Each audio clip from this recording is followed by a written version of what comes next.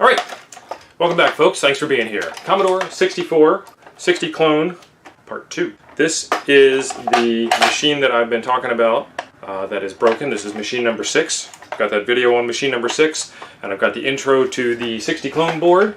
Put that back up in its place of dishonor. 60 clone board. I put all those blue bits on it. I'm going to put all the blue bits on it in this video. Watch this video from the perspective of building one of these things yourself and maybe not knowing where to find out where all the parts go, because I put it together and I struggled to find some of them, and so I made sure to shout out where everyone goes. This little bugger here, for example, R100. I looked all over all the spots where I thought resistors would go, and R100 for some reason is stuck between 2 RAM chips. There is nothing else between RAM chips. There's nothing else between, well, there's hardly anything else between any chips on this board, let alone any other resistors, but R100 is one of them. I almost broke down and contacted Rob and said, "Where's R100?" But I found it. So I'm keeping all that stuff in. I've got trouble with the resistor color codes. I show you a solution for that. There's a lot of parts here that we put on, a lot of small fiddly parts that are easy to lose. I've got a solution for that also. This is how I do it. Lots of different ways to do it. You might do it a different way than I do, but stick around. It's going to be fun. If you like the video, click the like button. If you don't like the video at the end, if I did something wrong, hit that dislike button twice for good measure. In the meantime, subscribe so you can see part 3 when part 3 comes out. I've got some more parts to order. There are a couple of resistor packs that I got that I can't figure out where they go. I'll figure out if those are extras or not extras, and we will get after putting on some more parts in the next round. Coming up. Alright, time to get some parts on this board. I got a brand new power switch from Retroleum, and this is the very hard to find Commodore 64 power switch. So we'll get that put on.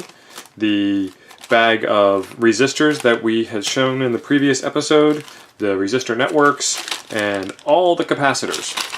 So I'm going to look at this. I'm going to grab the bag with the smallest amount of parts in it that makes sense, and it would not be this one because this one's too thick. So I'm going to go after the resistor networks. And let's see, that's weird. That one has a bunch of extra long legs on it. That's kind of weird. At least it's weird to me. Have you seen that before? I don't know. Alright, so I've got 2, 1, and 1 for 4 total, and they sent me 5, so don't know what that's about. Ah, this one's broken. That's not good. So I have not 2, 1, and 1. I have 2, 1, and broken 1. Alright, well, we will get an extra one of those ordered, and we will make some progress anyway. Let's see what this says. Put on my danger glasses so I can read the small print on the resistor network packs. 330LF, 332LF, 330LF, and then this one here was also a 332LF.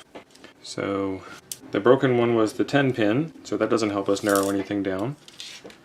And then we have 2 of the 330s and 1 of the 8-pin 3.3s. So this must be the 8-pin 3.3, and it goes into RP3. So there's RP4, there's RP3. So that one goes there. And these are keyed with all the writing and a dot on the one side. And that goes to the squared off portion. So this one actually goes in what I would consider backwards compared to the other one. And what I'm going to do is put in the piece, pull out my reel of solder and get that cleaned up and ready to roll. I'm going to put a little bit of solder on the tip of it, a little bit of solder on the tip of the soldering iron, and then I'm going to put a little bit of solder on the piece. You can tape these down, but these are all over the place, and I just want to be stubborn and do it this way. So just enough solder on it to get it to stay in place on its own, and then we check to make sure that it's seated the way that we like, and that looks fantastic. So we'll do the rest of it. And then we will check our work and cut those extra long legs off. Alright. And then that leaves me with RP1 and RP2. Let's see where they are. And again, that's RP4. Get this cardboard off of here. And the extra tape that got left behind.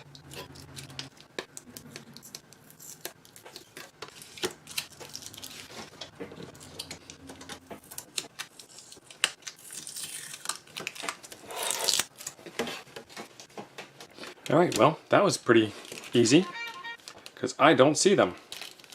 So we'll put those back in the bag, and then this one is obviously, well, this, not obviously, but this broken one is the one that would go on RP4, so I will get another one of those ordered. And we will move right along to the next bag of tricks, which is going to be all of the film resistors. let's see what we're going to do with these guys.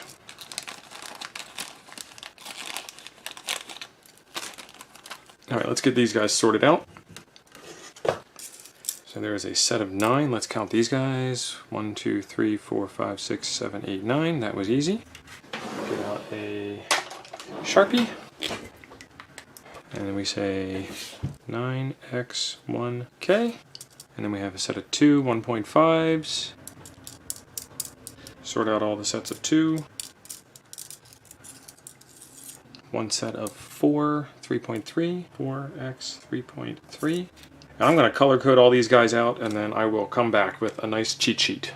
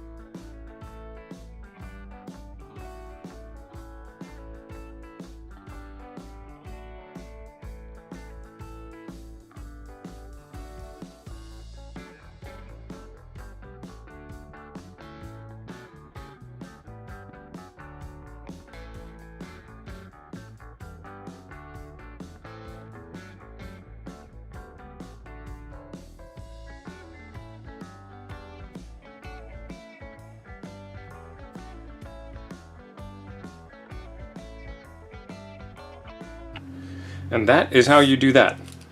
So a couple of quick notes. You can go and look up all of the color codes that are on all of the resistors. You've seen me do that in other videos. You've seen me talk about it in other videos. I'm going to talk about it again just in case you haven't seen the other videos. All of the different color codes show up, and they all have different color multipliers at the end. And I personally have a little bit of trouble telling silver from gold on the multipliers.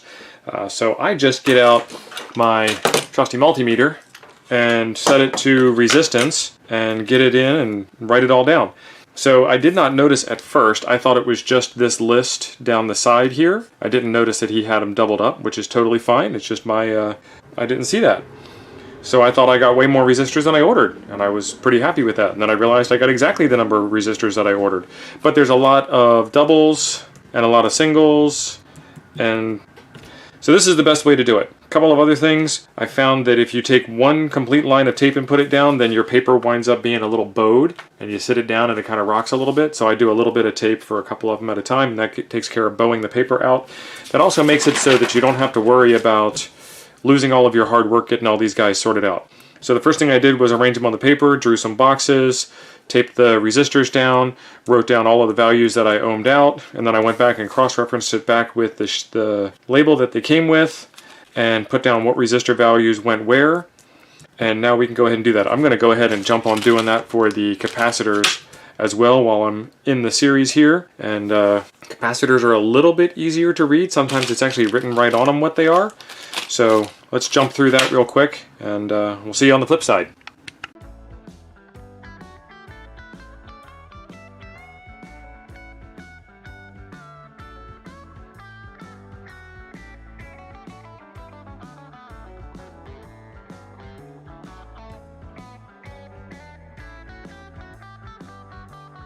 Capacitors are a little bit easier. This time there was a set of 12 that was pretty easy to figure out, and then all the rest were identified. Again, I taped them down, same way like before, and like I said, it's just written on them how to do it. So it's just really a matter of sorting out the parts and making it easy for you to grab onto. So let's get after putting these things on the board.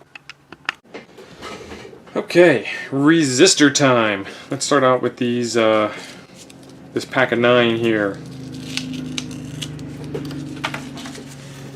Are 4, 6, 18, 28, 29, 30, 36, 38, and 100. They're all 1K, and they're probably all over the board. So let's do it.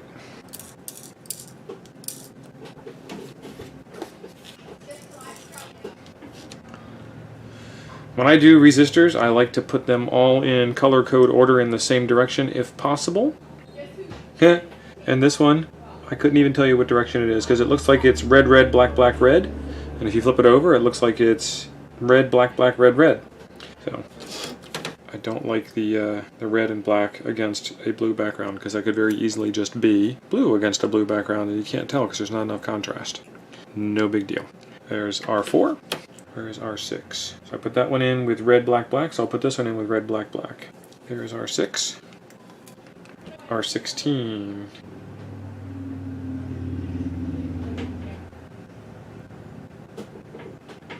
Half the fun is finding out where they go. It does get easier as you go along though because there's less empty holes to put stuff in.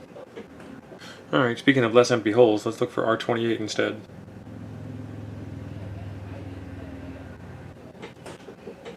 And there it is. I found R16. R4, R6, R16, R28 again, R28, R29, R30. And watch them not be anywhere near each other.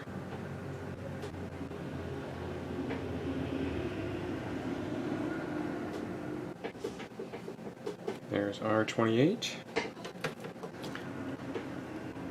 And they are pretty close to each other, so that was nice. R29.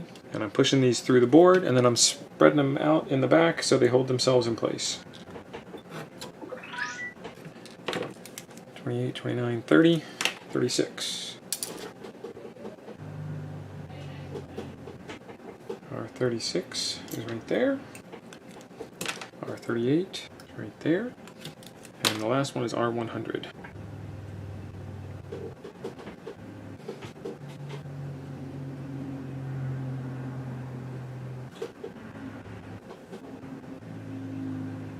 I'm not seeing R100. I'm going to take a little bit of look for it, and then I will come back and show you where I found it. Found it! That is not where I was expecting it to be. That's why it was so hard to find. I wasn't even looking there. And as I was scanning the board, I noticed that there were some parts in between chips, so then I started looking in between chips. And there she blows! Okay, so we're doing red, black, black, red, bottom to top. Alright, let's get these guys soldered in.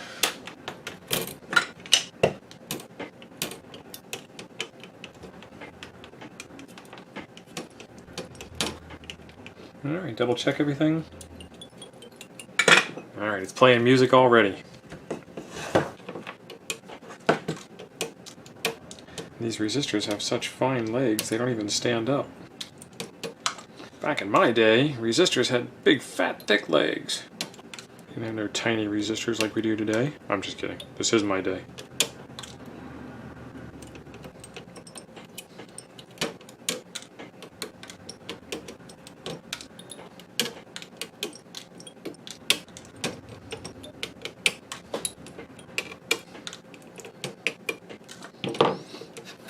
Kind of don't like the way they laid down on the back side, but it is what it is, and it's done now, and that's all that really matters. Alright, 4 3.3K. And these are red, red, black, orange, orange. R1. Since we put the red, red at the end, we'll keep putting the red, red at the end. How's that sound? Alright, there's R1, R43, R42, 43, 44, and 45 is all of these, but it's 44, 45, 43. Okay, and the double reds go up here for me. There is no polarization on these guys, it's just a matter of aesthetics that I'm putting them in all in the same direction. Okay.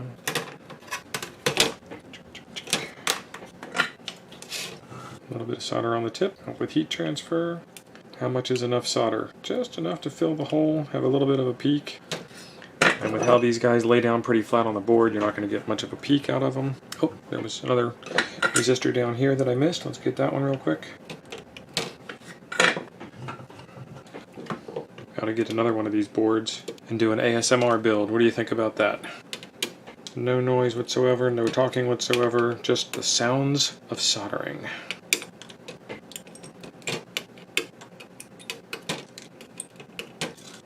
Clip a little bit of the solder on that one. So for grins, I'm just going to reflow it a bit and pretty it up. Alright, next is R52.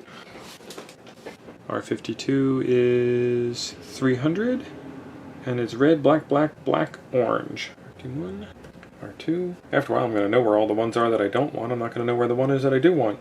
R52, right there. Okay, so we start with the reds. So it goes in like that. Red down, orange up.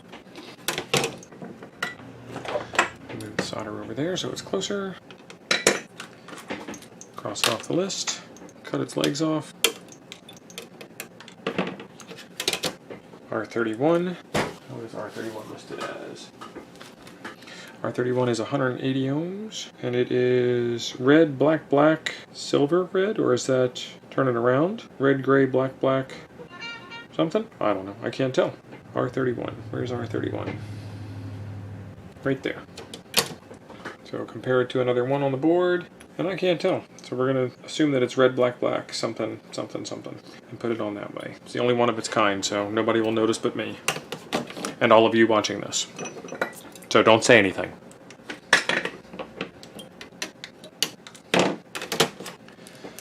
Alright, R35 is next. It is a 470K. And it's got a lot of stripes on it. Not enough lighting there. Good luck with that. Red, blue, orange, black, purple, yellow. Sure. R35 is bottom corner.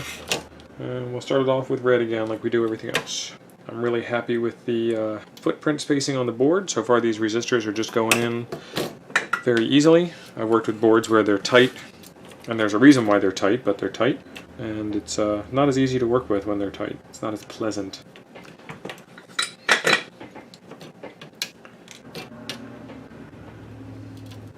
Yuck. Okay, that's not too bad. I thought I scratched up the board there. I was going to be upset. Alright, that whole bottom row is now done. Let's fold that over and get it out of the way. 1K resistors for R41 and R50. And these appear to be red, yellow, black, black, brown. R41, R50. R50 is right there. We'll get that one in while we can see it. I don't know why I did that. I still have another one to put in. That's R50. I need R41 now. Shout out if you can see it. There it is. It was real close like. Let's get these guys soldered in.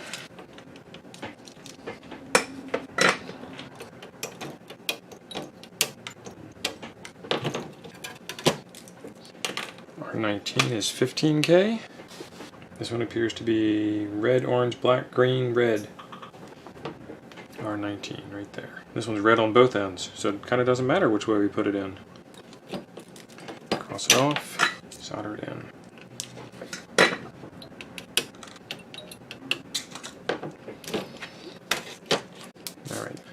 R42 is 82. Yep, 82 ohms.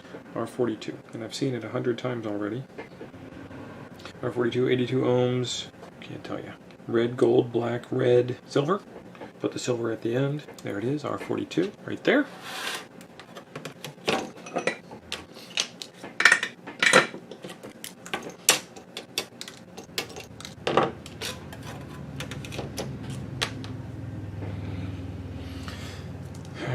R3 and R7.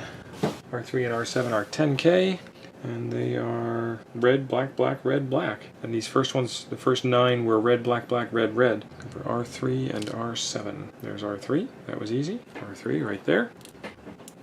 And R7. This one's going to be another one that's hiding. There it is, right there.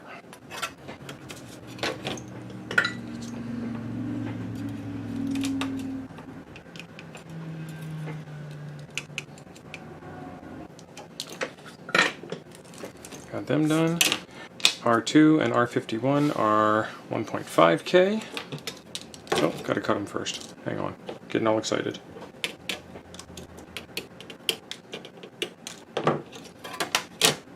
R2, R51, 1.5K. It looks like red, red, black, green, red. Alright, there is R2. And R51 is right next to it, all the way down here. And like I said, you can see how it's getting faster to do this as more and more of the board gets filled up. And all we've done so far is a couple of resistors.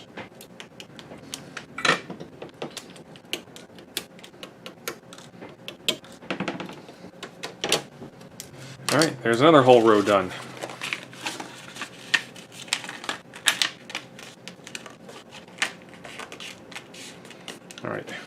R5. What does R5 say it is on the diagram? 560 ohms.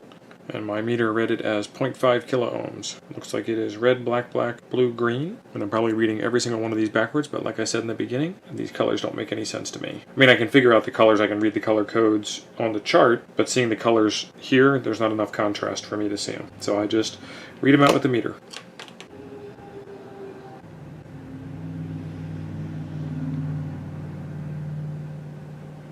There she is. Right there.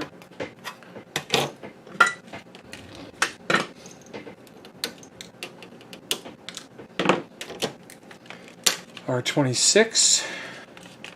R26 is 100 ohms, and it looks to me to be all black. It is probably red, black, black, black, red. Okay, so R26 is in this section of the VIC area, and it's hard to tell which one it is, but in this case, in other cases, the numbers are on top of the component, but in this case, I've got 3 components in a row, and it's a footprint, and a label, and a footprint, and a label, and a footprint, and a label. So that means that it is in the middle. So I'm going to put it in the middle.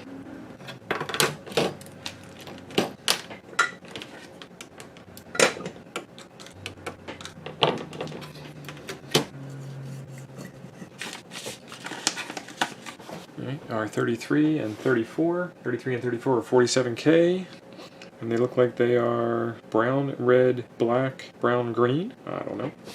And now that I've seen actual red on one of these, they might have all been brown instead of red to start with. R34 shows up first on the board, then R33. And I am using a Hacko FX888D. It is Superman blue and school gold. Sticks out like a sore thumb on my workbench. And this thing works like a champ. Works like a champ.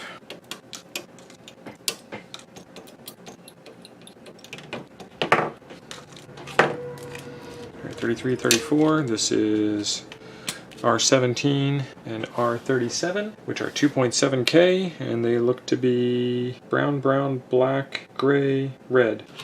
Let's see where these guys go. R17, R37. R17 is right there. It's like playing memory when you were a kid, turning the cards over and seeing the ones that aren't the right ones and memorizing where they are for future use. I knew right where R17 was, and now I'm going to try and find R37. R37, right there.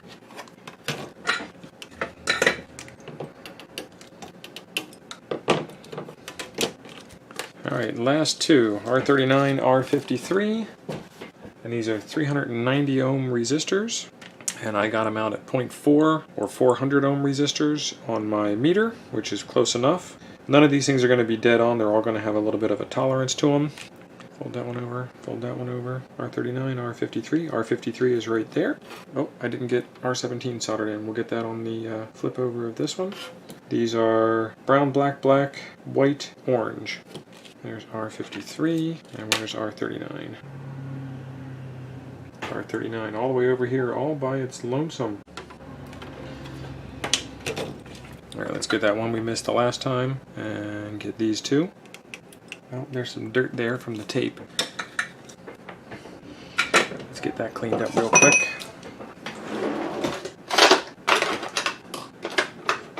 A brush and some isopropyl alcohol should take care of that.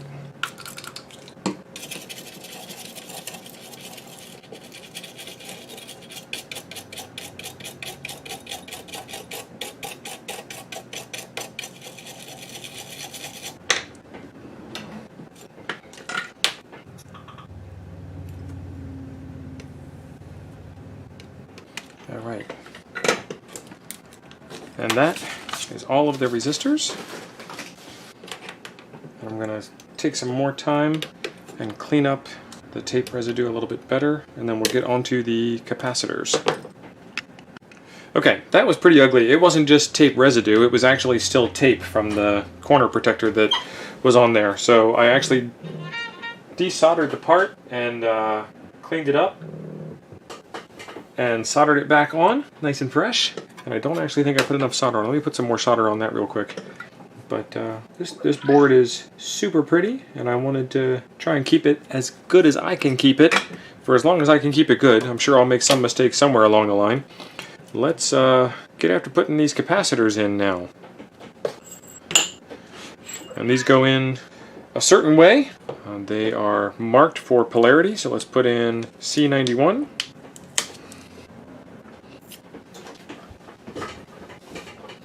And they are striped negative, and the long leg is the positive leg. So let's find C91 on the board, and I'll show you what the board looks like.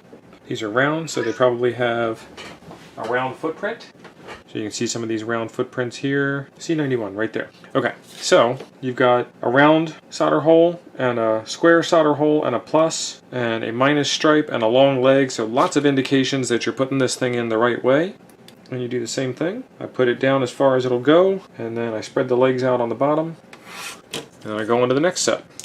107 and 108, and these are 10 microfarad, 25 volt capacitors. Get these guys cleaned up and ready to go in. I don't worry too much about cleaning out the bottom of the legs. I'm just going to snip them off anyway. I'm just trying to get the big pieces off and get them out of my way. And we're looking for 107 and 108. There's 107. And again, square pad, round pad, plus sign, negative stripe, long leg. Long leg goes on the plus side. Stick that in as far as it goes. Spread the legs out on the back to hold it in place. And there's 108 right next to it. Alright. And then C19.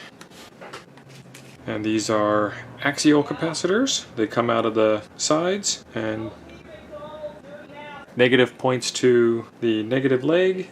And it's got to be one of these big ones over here. So there's the positive sign, square pad.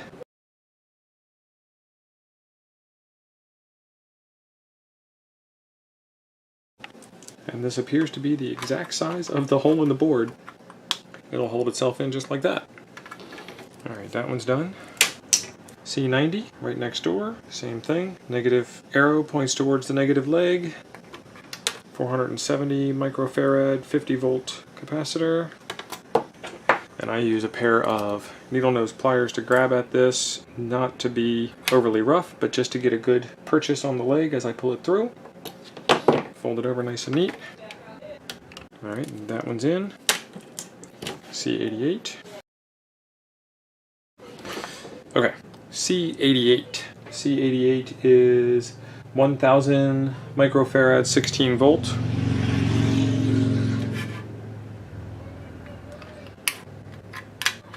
And these legs are the same size as the holes in the board again. So grab onto them with the pliers and ever so gently slam the board into my solder bale. Squeak, squeak. That just sounded worse than it really was. Don't worry, folks. Alright, that is all the capacitors on the piece of paper. Let's get those guys soldered in. And then we will get down to the 12. The 12 remaining capacitors. Alright, that got all of them. Alright, got all of those done, and I got all of the legs clipped off. And we have 12 radial capacitors left, 10 microfarad each, and that's all of these guys. Let's get these guys jammed out. Same thing as last time, negative stripe, short leg goes on the round hole, and the long leg goes in the square hole with the plus sign next to it because that's the positive one. So the first one is C8. Let's find it. C8. Put it in as far as it goes, bend the legs over to hold it in place, grab another one. C13. Right there. C14. C15. That's right there. C17. C24. Alright, this one's hiding. There it is.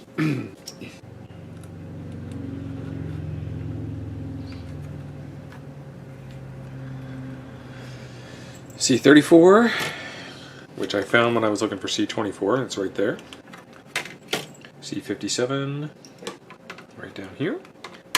C62, right there. C65, right down in front here. Right where you can't see it because it's off camera. C94, front and center. C102 is right next to C57, because that makes sense. Flip it over and solder them all away.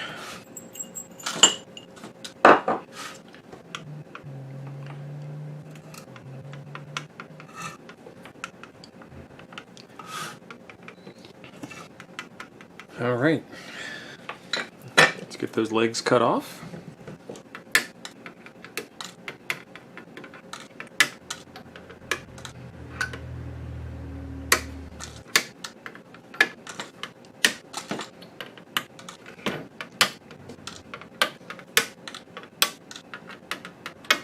I almost thought I got those two soldered together, but I didn't.